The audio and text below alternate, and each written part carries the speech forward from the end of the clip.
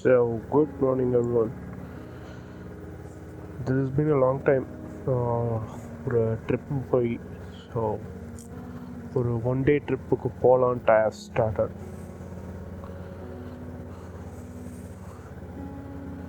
எங்கே போகிறேன்றதுனா அந்த வேலை பார்க்கலாம். Morning 4:30. So I don't know இந்த வண்டியில் மட்டும்தானா இல்லை எல்லா வண்டியிலையும் இப்படி ஆகுமா? இப்போது நீங்கள் கோல்ட் ஸ்டார்ட் பண்ணுறீங்கன்னா ஹைவே வர்றது normal, fuel injector engine. But அது நார்மலுக்கு சீக்கிரமாக வந்துடும். பட் இந்த வண்டியில் கிட்டத்தட்ட ஒரு 1.5-2 நிமிஷம் எடுத்துக்குது. 3 ஸ்டூகுள். இன்றைக்கி எங்கே போகிறோன்னா Polumalai fort, which is near Krishnagiri. So இங்கேருந்து ஒரு 95 கிலோமீட்டர்ஸ் எனக்கு காமிச்சிது. 93 எக்ஸாக்ட்லி. 3 பேர் சேர்ந்து போகலான்னு பிளான் பண்ணோம். நான், என் ஆஃபீஸில் ஒரு ஃப்ரெண்டு அண்ட் இன்ஸ்டாகிராமில் ஒரு பையன் ஃப்ரெண்டாக தான்.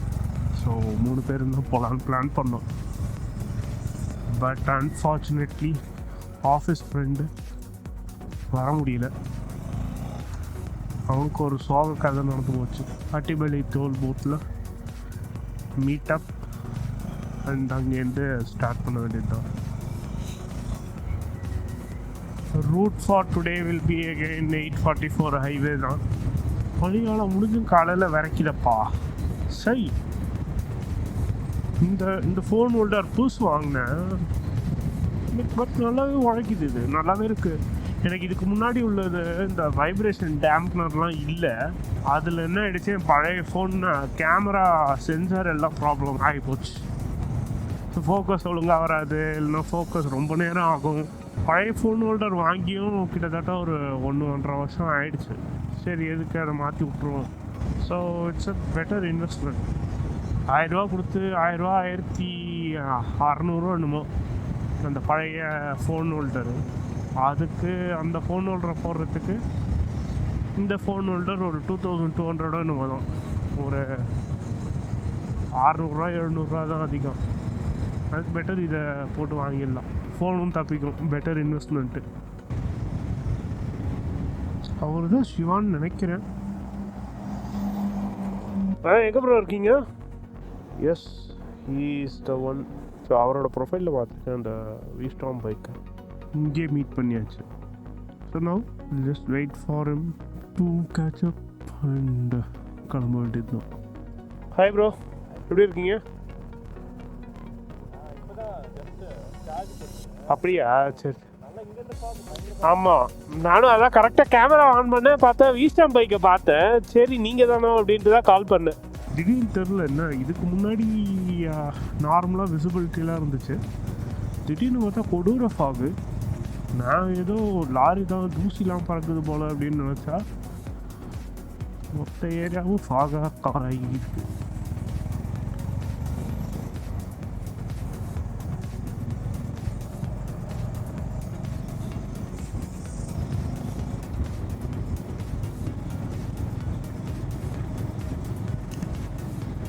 அண்ட் அட்டிபலி ரீச் ஆயாச்சு.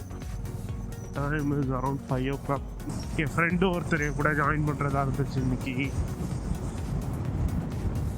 பட் அன்ஃபார்ச்சுனேட்லி அவரால் வர முடியல. That is all because of ஒரு பைக் ஒன்று ரீசெண்டாக வாங்கினார். ஸோ என்ன பைக்குன்னா ஹிமாலயன் மனா பிளாக் 450. தலைவன் ஆசாசியாக வாங்கினான். ஜான் 15th கிட்ட வாங்கியிருப்பாருன்னு நினைக்கிறேன் பைக்கு. எனக்கு எக்ஸாக்டாக டேட் தெரியல. பட் வாங்கிட்டு மறுநாள் ஆஃபீஸ் எடுத்துகிட்டு வந்தார். அதுக்கு மறுநாள் வீட்டில் போய் வச்சுட்டு திரும்பி பைக் ஆஃபீஸ்க்கு ஸ்டார்ட் பண்ணலான்னு பண்ணுறது வண்டி ஸ்டார்ட் ஆகலை. வண்டியில் பேட்ரி டெட்டுன்ட்டாங்க. அது எப்படி 1 day ஓல்டு பைக்கில் அது எப்படி பேட்ரி டெட் ஆகும்? அவங்களே பேட்டரியும் சேஞ்ச் பண்ணி கொடுத்துட்டாங்க. மறுநாள் மறுபடியும் காலங்காலத்தால் ஸ்டார்ட் பண்ணுவோம், வண்டி சுத்தமாக ஸ்டார்ட்டே ஆகலை. கேட்டால் பெட்ரோல் டேங்க்கில் வந்து ஏதோ ஒரு பிளாக் இருந்துச்சு, அதை ரிமூவ் பண்ணிட்டோம். இப்போது ப்ராப்ளம் இல்லை, நீங்கள் பைக் இப்போ இன்னும் ஸ்டார்ட் ஆகும் அப்படின்னாங்க. இதில் ஃபன் பார்ட்டுன்னு சொல்கிறதா சோகமான பார்ட்டுன்னு சொல்கிறதான்னு தெரில. பைக் வாங்கி 4 வாரத்தில் வண்டி 3 வாரம் சர்வீஸ் சென்டர்லேயே தான் இருந்திருக்கு. எனக்கு புரியல, people are aari fan boys அவனே தான் கேட்கணும். சர்வீஸ் சென்டர் வந்து நெட்வொர்க் அவ்வளோ இருக்குது அப்படின்னு சொல்லி ஃப்ளெக்ஸ் பண்ணுறீங்கல்ல, 40,000 சர்வீஸ் சென்டர் வச்சுருக்கிறது முக்கியம் இல்லை. அது நீங்கள் எந்த மாதிரி சர்வீஸ் ப்ரொவைட் பண்ணுறீங்க? இதில் மோட்டர் இங்க்குன்னு சொல்லிட்டு ஒரு யூடியூப் பேஜில் 2 பேர் பேசிகிட்டு இருப்பாங்க. அங்கே பியூராக ஆரி ஃபேன் பாய்ஸு. ஆரிக்கு ஜங்குன்னு கேரளா ஜாலராக அடிப்பானுங்க. இந்தியாவில் இருக்கிற சுசுகி ஹோண்டா பைக் வந்து அவ்வளோ ரிலையபிள்லாம் இல்லையா, அவ்வளோ நல்லாலாம் இல்லையா. What the fuck are you guys talking about? ஆரி இந்த சர்வீஸை பார்த்துட்டு அதே வீடியோலேயே they are telling like with a straight face, ஆரியில் முன்னாடி இந்த இஷ்யூஸ்லாம் இருந்துச்சு. என்ஜின் ரிலையபிலிட்டி, பைக்கோட ஓவரால் ரிலையபிலிட்டி இஷ்யூஸ் இருந்துச்சு. ஆனால் இப்போ they are sorted everything out. What are they sorted out? Nothing. So கிருஷ்ணகிரிக்கு முன்னாடியே ஒரு இடத்துல ரைட் திரும்பியாச்சு. ஆக்சுவலாக இனிஷியல் பிளான் வாஸ் ஹைவே 844 போகலான்னு, but the plan got change.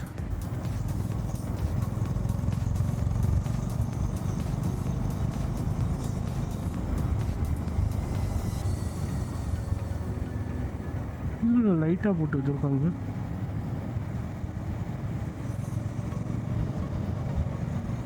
புரியலைங்க, எல்லா இடத்துலையும் லைட் தான் போட்டிருக்காங்க ஃபார்மில்.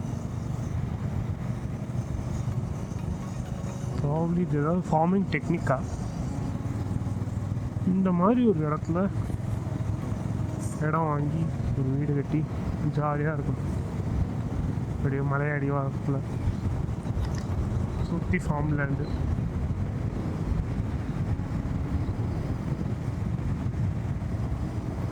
நம்ம பழகின லைஃப் ஸ்டைலுக்கு இதெல்லாம் வாய்ப்பு இல்லை தான். பக்கத்துலேயே ஏதாவது ஒரு சூப்பர் மார்க்கெட் இருக்கணும், அப்போ புத்தகத்துக்கு ஏதாவது மால் இருக்கணும்.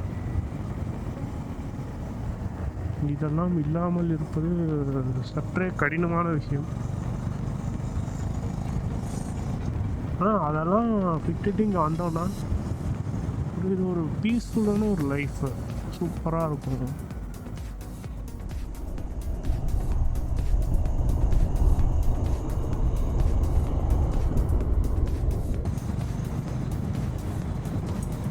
சரியான ரூட்.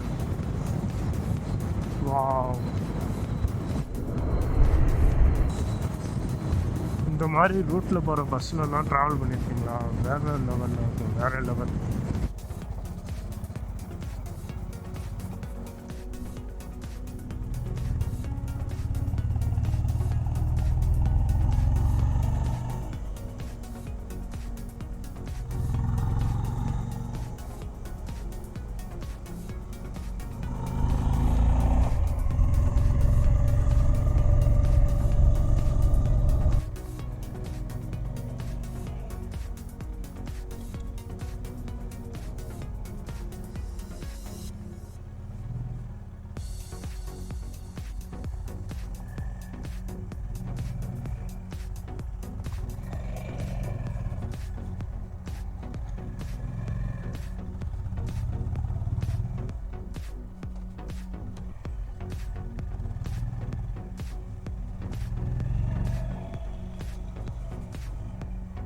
ஸோ ஃபைனலாக 6000 கிலோமீட்டர்ஸ் என் பைக் ரீச் ஆகிடுச்சு. இப்போ ஆஃப்டர் ஆல்மோஸ்ட் 1.5 இயர் இப்போ தான் 6000 கிலோமீட்டர்ஸ் கம்ப்ளீட் பண்ணியிருக்கேன்.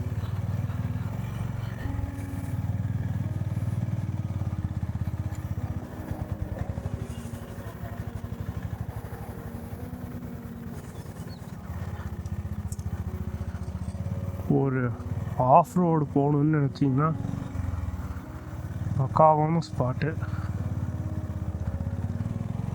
தெரிஞ்சு எப்படி ஒரு 2-2.5 கிலோமீட்டர் ஆஃப் ரோடு இருக்கும்.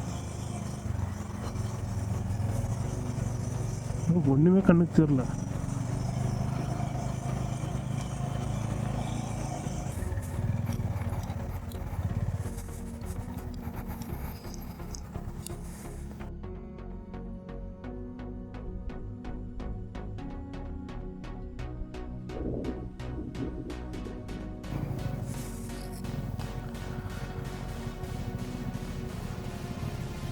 ஏதோ கோவில் மாதிரி இருக்கு.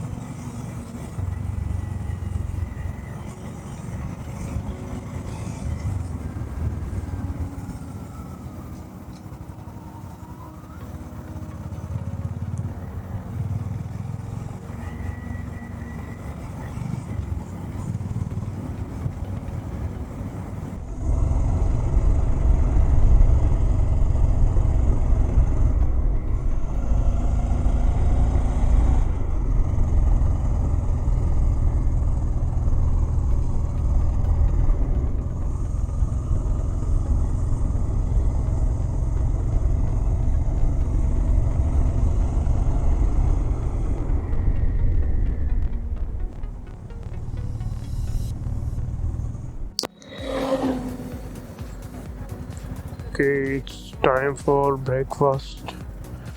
ரெண்டு மோர் கடையில் வச்சு சாப்பிட வேண்டியதான். இங்கே இந்த மாதிரி கடையில் தான் சூப்பராக இருக்கும்.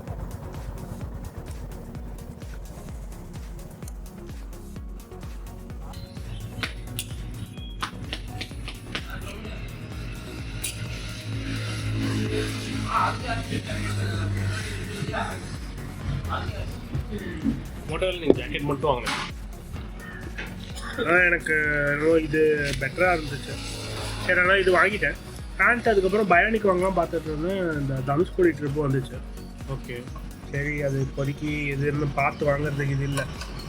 பேண்ட் வாங்கலாம்னு பார்த்தா வேட்டை மட்டும் தான் இருந்துச்சு. அந்த கடை நல்லா பேண்ட் வாங்க. அருமையான ஒரு பிரேக்ஃபாஸ்ட் சாப்பிட்டுட்டு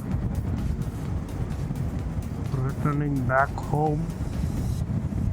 10 மணிக்கு தான் மேலேருந்தே கிளம்புவோன்னு நினச்சேன். பட் 10:30க்கு சாப்பிட்டு முடிச்சுட்டே கிளம்பியாச்சு.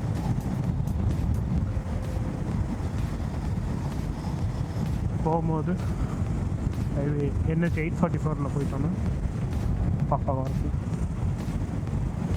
சரவணபவனில் சாப்பிட்டுருந்தோன்னா நாங்கள் தின்ன தீனிக்கு எப்படியும் 600 தாளிச்சிருப்பாங்க. Guess how much we would have paid for our breakfast. கிட்டத்தட்ட இன்னும் ஒரு 2 பேர் சேர்ந்து ஒரு 4 தோசை 6 வடை காலி பண்ணோம். The total cost was 170 rupees. Yep, it is so cheap. அதுதான் இந்த மாதிரி ஒரு வில்லேஜ் ஹோட்டல்ஸில் ஒரு ரொம்ப நல்ல விஷயம். சிட்டியில் எல்லாமே டைம்லாம் ரொம்ப ஃபாஸ்ட்டாக போகும். எல்லோரும் ஓடிட்டே இருப்பாங்க. So it will B everyone will be on wheels 24/7. எல்லாருமே ஒரு கியர் கம்மியாகவே போவாங்க வில்லேஜில். ரொம்ப ஸ்பீடாக இல்லாமல் நார்மல் பேஸில் நல்லா போகும். டைமே ஒரு மாதிரி டைலேட் ஆன மாதிரி போகும். ஆசைப்படலாம் இந்த மாதிரி ஒரு அமைதியான ஒரு சரௌண்டிங்கில் போய் இருக்கணும்னு. But practically speaking that is not possible. பார்க்கலாம், ரிட்டையர் ஆனதுக்கப்புறம் when I'll be taking a gear back. So இது மாதிரி ஏதாவது ஒரு அமைதியான ஊரில் லேண்ட் வேல்யூலாம் பார்க்காம ஒரு வீடு வாங்கி அப்படியே அது ஒரு விதமாக ஜாலியாக போகும். I'm also dreaming about that, but not sure whether it will be possible. Rayakottai டவுனுக்குள்ளே என்ட்ராயாச்சு. ஃப்ரம் ஹியர் NH 844 டேரெக்டாக ஒசூர் போயிடும்.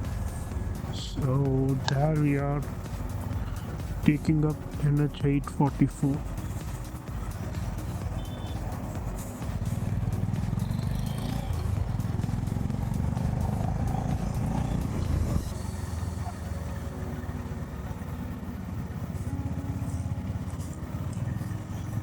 ஸோ வழக்கம் போல் பெங்களூர் தன் ரூபத்தை காட்டுகிறது. இங்கே எது டிராஃபிக் ஆரம்பிக்குது. இந்த டிராஃபிக்கில் போய் மாட்டினோன்னா அடுத்த 2-3 கிலோமீட்டருக்கு மாட்டிட்டு நிற்க வேண்டியது தான். இந்த ரோடு ஆக்சுவலாக நார்மல் டேஸில் நல்லாயிருக்கும், நார்மல் டயத்துலேயுமே நல்லாயிருக்கும், சீக்கிரமாக வந்துடலாம். பட் ஸ்கூல் வர டயத்தில் நீங்கள் தவறி இந்த பக்கம் வந்தீங்க வாழ்க்கையை வெறுத்துருவீங்க.